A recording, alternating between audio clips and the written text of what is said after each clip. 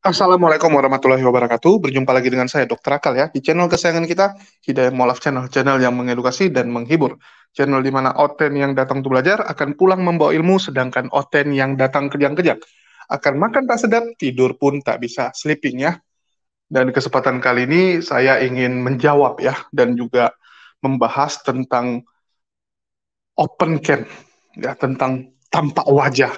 Jadi banyak ya, Oten-Oten dan juga para pengagum Oten, para penonton Oten yang membanggakan Rudy dan juga Paul Jang. Karena sering ya kita lihat di setiap diskusi, Rudy itu selalu membanggakan, open cam kau kalau berani gitu kan. Dia bilang si Timothy, King David itu semua pengecut, termasuk yang lain-lain ya. Dia bilang semua orang pengecut karena tidak berani tampak wajah.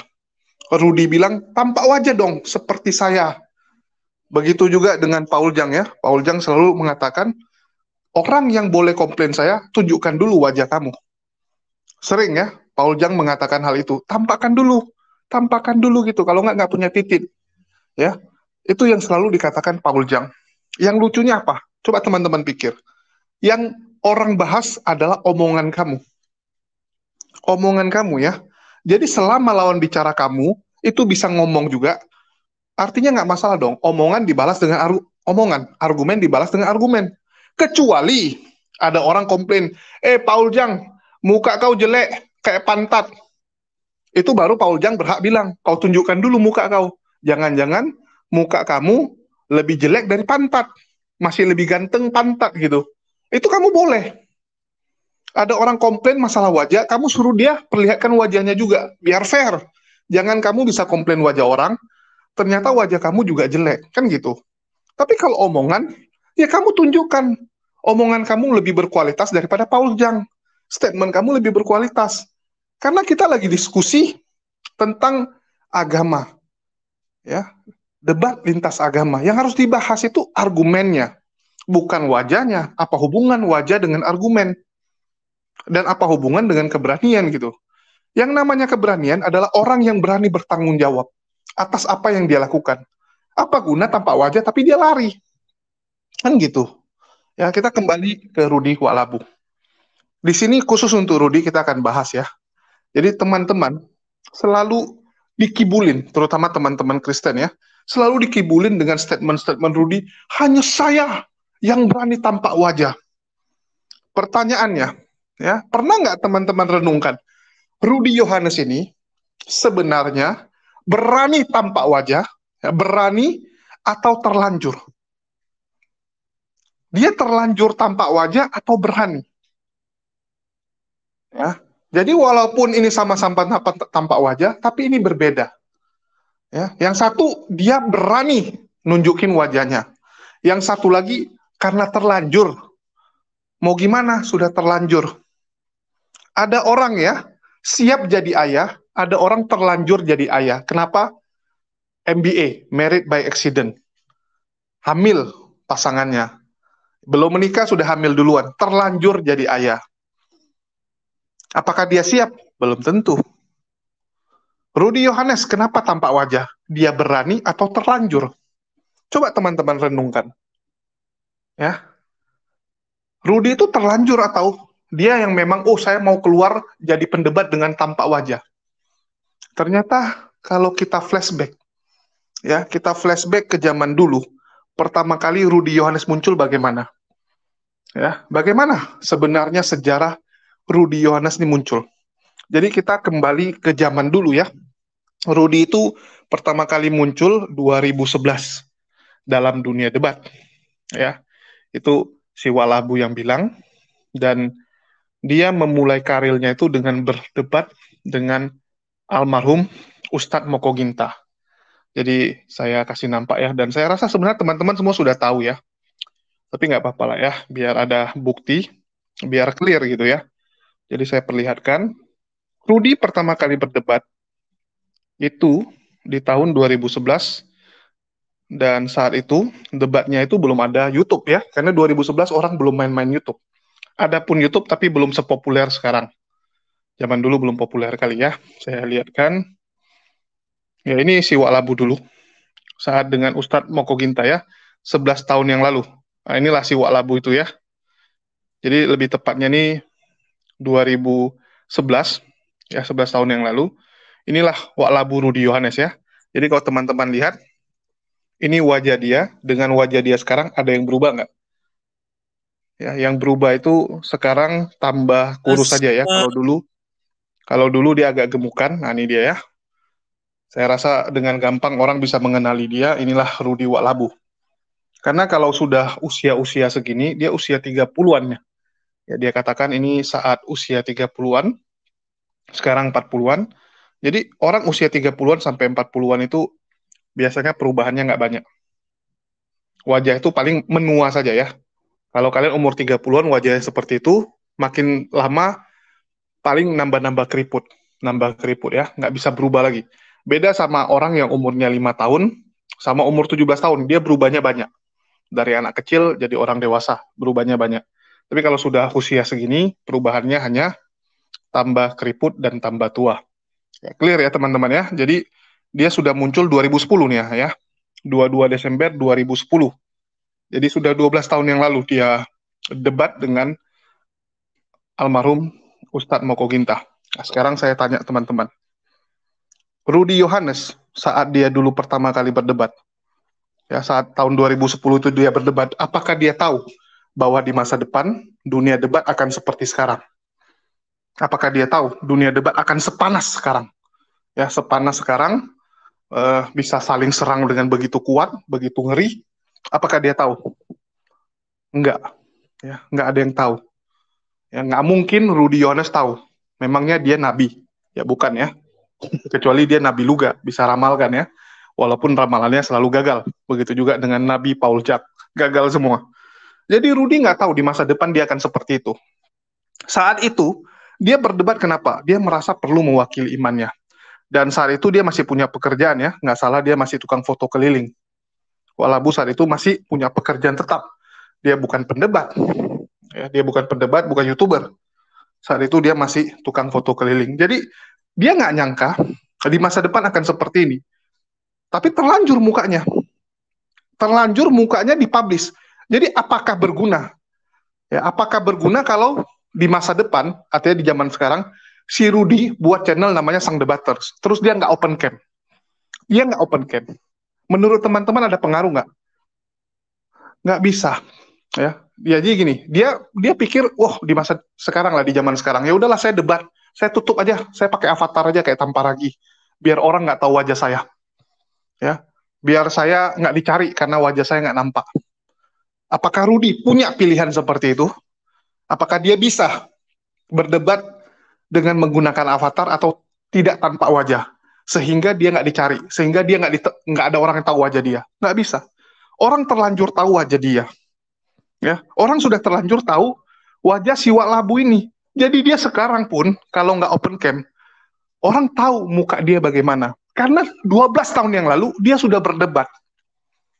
Ya, 12 tahun yang lalu dia sudah berdebat, udah terlanjur wajahnya itu ada di mana-mana. Jadi kalau sekarang dia nggak open cam pun, orang tetap tahu wajah dia. Orang mau cari dia juga bisa.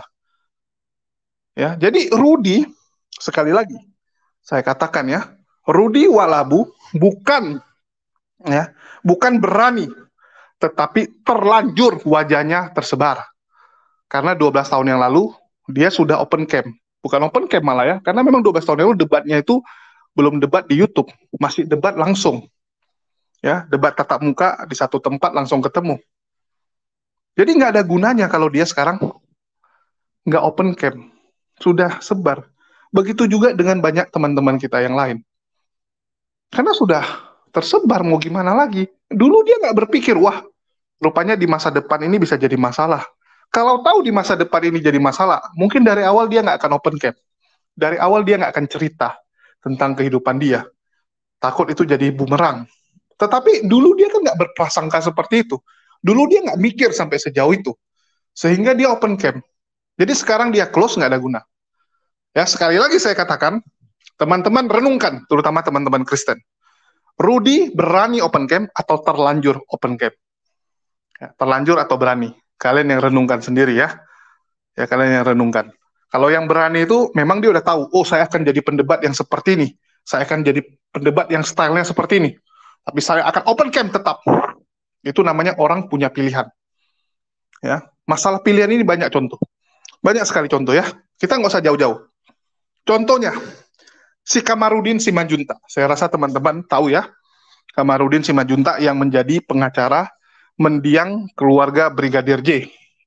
Dia mengajukan satu hal ya yang cukup lucu, di mana Kamarudin meminta bahwa Brigadir J atau Yosua Huta Barat bisa dijadikan pahlawan. Ya, dia meminta untuk Kamarudin ini meminta si ini ya Brigadir J dijadikan pahlawan. Ya, teman-teman bisa search berita ini dan saya rasa teman-teman semua tahu ya. Jadi pengakuan Kamarudin minta Brigadir J jadi pahlawan. Ya, dia minta jadi pahlawan. Asas dasar apa? Ini ya. Kuasa hukum Brigadir J, Kamarudin Simanjuntak, menyampaikan bahwa permintaan tersebut dianggap relevan karena kliennya dianggap telah mampu merebut institusi Polri dari pihak yang disebutnya sebagai mafia. Mafia yang ada di kepolisian pun satu persatu terungkap. Kami ingin menjadikan almarhum ini menjadi pahlawan kepolisian RI untuk merebut kepolisian dari tangan mafia yang selama ini menutupi kepolisian itu menjadi kepolisian itu tidak murni 100% menjadi pelindung, penganyom, dan masyarakat, kata Kamarudin kepada wartawan.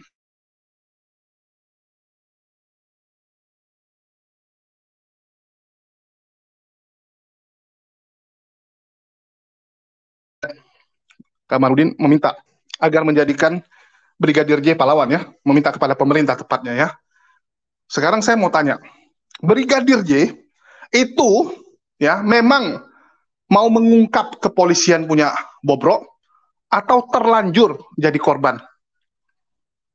Dia yang pengen mengungkap siapa itu Verdi Sambo atau dia terlanjur ya dia yang jadi korban? Coba teman-teman pikir, apakah itu keinginannya si Joshua Huta Barat menjadi pahlawan? Enggak apa-apa, saya mati enggak apa-apa. Demi apa? Demi kepolisian bersih. Apakah Brigadir J orang seperti itu? Dia yang merelakan dirinya agar kepolisian ini jadi bersih. No, kawan-kawan. Bahkan sampai detik ini, tidak ada mafia satupun yang terungkap dari kasus Brigadir J. Nggak ada itu. Itu spekulasi semua. Mengatakan Verdi Sambo begini, begitulah. Ya. Dan apakah masalah polisi membackingi judi atau apapun itu baru sekarang? Enggak. Dari zaman dulu sudah ada. Tetap ada oknum-oknum yang nakal. Bukan kepolisiannya yang salah, oknumnya yang salah. Tetap akan ada orang-orang seperti ini. Ya, kenapa? Ya karena itu manusia dipengaruhi karena agama tidak bisa orang tersebut menjadi orang yang taat dalam agamanya. Ya, hal-hal seperti itu. Tapi manusia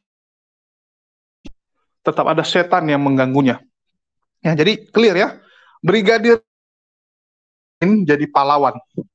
Tidak pernah pengen juga mati demi mengungkap Verdi. Kenapa saya bilang gitu? Teman-teman bisa cek ya di sini. Kepala Brigadir J diduga ditembak ketika bersujud minta ampun. Dan ini juga sudah dikatakan sama Baradae ya. Jadi Baradae mengatakan saat dia datang ke atas, dipanggil oleh Verdi Sambo, ya saat dia dipanggil ke atas, posisinya adalah Brigadir J lagi bersujud, ya, lagi bersujud kepada Verdi Sambo. Lagi bersujud kenapa? Meminta ampun. Ya, dia bersujud minta ampun kepada Verdi Sambo agar jangan dibunuh. Artinya apa? Brigadir J nggak pernah pengen ya mati demi mengungkap siapa Verdi Sambo. Nggak ada. Kalau bisa pun saat itu dia selamat, jangan ditembak, dimaafkan, ya, jangan sampai dia mati. Jadi nggak ada niat dia jadi pahlawan gitu, nggak ada itu kecuali ya dia melaporkan atasannya ini ada melakukan kecurangan begini-begini, ada melakukan penipuan, dia melaporkan Verdi Sambo ya kepada Kapolri ataupun petinggi negara ya dia bawa bukti ini atasan saya melakukan kecurangan, sindikatnya begini-begini, ada orang-orang yang lain. Terus gara-gara dia laporkan, dia dibunuh. Ya, itu dia pahlawan. Ya, itu dia, artinya dia sudah ini ya berani mempertaruhkan nyawanya demi kebenaran. Itu baru layak. Kalau ini kan nggak terlanjur, ya nggak sengaja, ya nggak sengaja mati. Sama kayak Rudi, nggak sengaja wajahnya sudah tersebar. Karena 12 tahun yang lalu dia sudah debat tampil wajah, ya sudah terlanjur nggak sengaja wajahnya itu tersebar. Jadi sama dengan Brigadir J. Terus ada lagi nih yang mirip, ya ada lagi yang mirip kalau teman-teman renungkan. Ada juga orang ya ribuan tahun yang lalu dia nggak pengen mati. Bahkan sebelum hari eksekusi ya, atau minus 1 hari sebelum hari H, dia tahu besok dia akan mati, ya karena dia tahu sedang dicari. Terus dia berdoa, ya berdoa sampai keringat darah, meminta janganlah dia yang dibunuh, janganlah dia dikorbankan, janganlah dia mati. Tetapi Allah, ya Allah punya rencana yang berbeda. Jadi dia nggak pengen mati, dia nggak pengen mati gitu. Tapi dia mati menurut orang sebelah ya, menurut orang lain gitu. Ada yang kelompoknya mengatakan, tapi dia mati. Walaupun hari sebelumnya dia nggak pengen mati, tapi dia mati. Ya karena itu dia mati demi berkorban.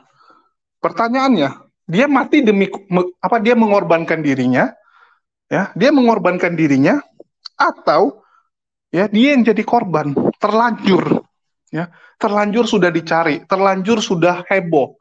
Terlanjur pemerintahan saat itu sudah menetapkan dia wajib mati, wajib ditangkap. Coba teman-teman renungkan. Ya. Jadi beda coy. Orang yang siap mati itu seperti pasukan Jepang waktu menyerang Pearl Harbor, kamikaze. 1 hari sebelum serangan, mereka dijamu oleh Hirohito. Ya, mereka dijamu makan terakhir gitu kan. Makan terakhir sebelum besok mereka naik pesawat kamikaze ya. Kamikaze itu artinya pasti mati, mengorbankan dirinya. Jadi kalaupun Pearl Harbor itu udah hancur ya dia tetap harus ledakkan diri juga ke kapal-kapal yang lebih kecil atau ke fasilitas militer lainnya. Jadi memang udah siap. Itu baru namanya ya siap mati untuk berkorban. Ya, siap mati demi berkorban demi negaranya ataupun organisasi atau kelompok dia ya. Tapi kalau ada orang nggak sengaja gitu kan, atau memang dia nggak pengen tapi dia mati, terus dibilang dia berkorban. Ini kan ngakak coy. Ini ngakak, dia aja nggak pengen. Sama kayak Brigadir J itu, dia nggak pengen mati. Tapi terlanjur. Ya, terlanjur dia sudah melakukan kesalahan fatal yang membuat Verdi Sambo marah. Sama dengan Walabu. Dia nggak mau open camp pun sekarang. Dia tutup ya, kameranya, dia gunakan avatar. Wajahnya sudah terlanjur semua orang tahu. Terlanjur semua orang tahu mau gimana. Nggak bisa lagi. Paul Jang apakah nggak seperti itu? Sama. Paul Jang dari dulu sudah terlanjur wajahnya orang ketahui, tersebar. Nggak bisa lagi ditarik, ada jejak digitalnya. Orang yang sudah ada jejak digitalnya susah. Mau gimana dia buang? Tetap akan ada pertinggalnya ya. Jadi di sini teman-teman mohon bisa lebih cerdas gitu melihat sesuatu. Jangan gampang dikibulin. Wah saya begini-begini. Kalian renungkan benar nggak historinya seperti itu? Tarik ke belakang. Kenapa dia bisa seperti itu? Cari tahu. Jangan telan mentah-mentah omongan orang. Oh, saya berani. Apanya yang berani? Kepalang basah. Ya. Ada orang kan gitu, kesannya wah dia berani, padahal enggak, kepalang basah. Udah namanya kepalang basah, ya udahlah gas. Ya, terlanjur. Jadi masalah Rudi ini teman-teman bisa renungkan. Teman-teman bisa mikir sendiri ya. Itu haknya kalian dan saya rasa orang-orang di sini semua udah pintar lah. Para penonton HMC itu bukan penonton abal-abal. Ya, kita selalu mengedukasi orang agar menggunakan akal ya. Agar akalnya terbuka. Beda dengan kalau kalian di channel-channel yang memang modal imani saja, ya modal doktrin mati. Enggak, kita enggak seperti itu.